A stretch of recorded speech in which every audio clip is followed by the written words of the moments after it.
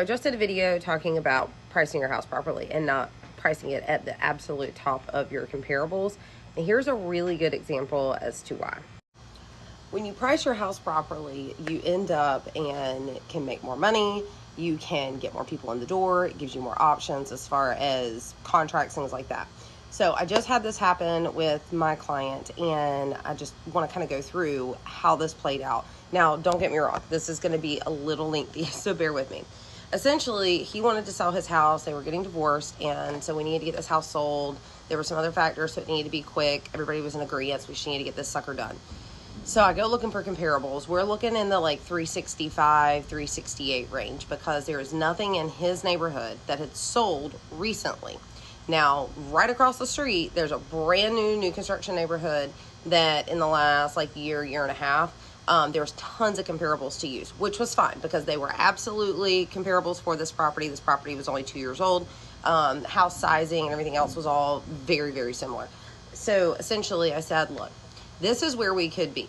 But in my search, actively, there are 2 houses on your street right now, identical to yours. They had the same floor plan. They had the same view because they have like a retention pond kind of thing in the back that everybody could see from all 3 of these houses. And they also had the solar panels, and my client had solar. So I said, look, we need to look at their pricing. Let me run some numbers and figure out where we're at. They had been on the market, one of them 30 days, one of them 45 days, not under contract, completely active, which means that they were still sitting there. Nobody has put a contract on them. So they started out in the 365, 370 range, and they had lowered the price and lowered the price and lowered the price again. There was like 2 or 3 price reductions on both of these properties. So that tells me that the data says that it should appraise for X amount. However, the market ain't liking it, which is the people in the market. They ain't liking the price for that house because these have sat on the market way longer had they been priced appropriately. Now, granted, all they had to go off of was those particular comparables.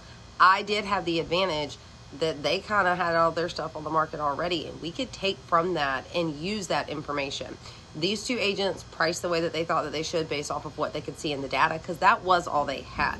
I actually spoke with them. They were very nice, very forthcoming. They, hey, if you need our appraisal to help get your numbers right, if something comes up, let us know. Like, we all were working together to get these 3 houses sold. I say all this to say that is very, very, very important that either you, if you're selling on your own, or your agent, if you're using an agent, pays very close attention to what the people in the market are doing, not just the data.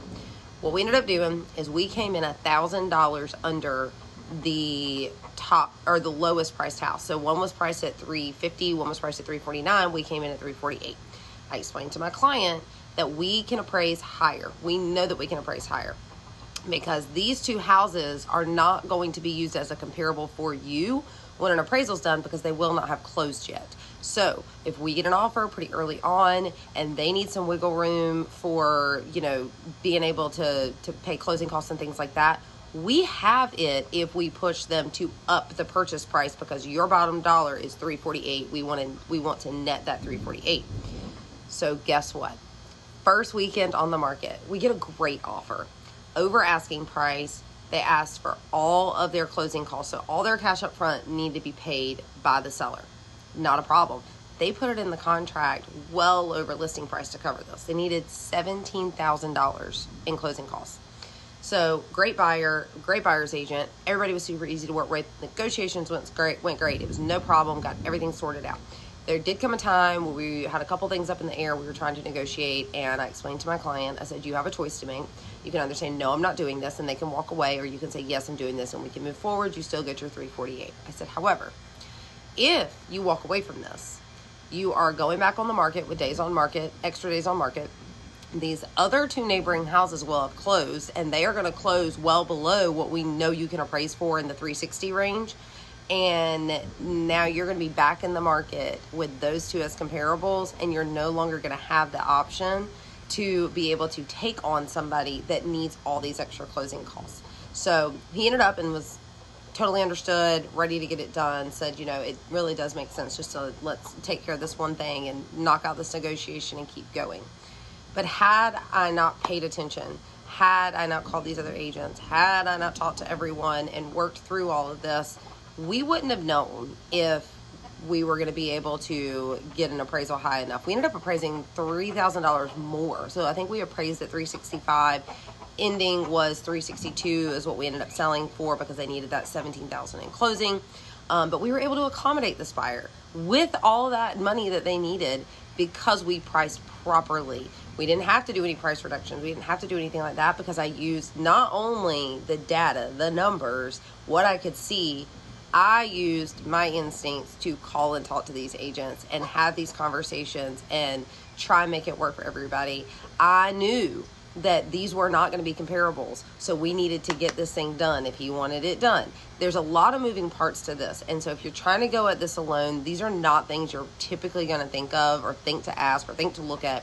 But it is very important that if you have an agent or if you're doing it yourself, that you pay close attention, not only to those numbers, but you need to look at the people that are in the market, because the other two houses, they priced where the comparables were, because that was all the data that they had.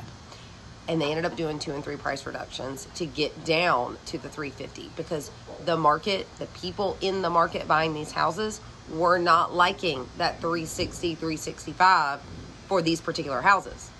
Even though the data was there, the people buying the houses weren't buying them because they didn't like those prices. So when I utilized that information as well as what the data is showing me, it gave us the best opportunity to get him under contract quickly, get him his top dollar that he wanted, and still be able to accommodate a buyer that was about to pay a lot of money for a house but needed the cash up front. So pay close attention to that.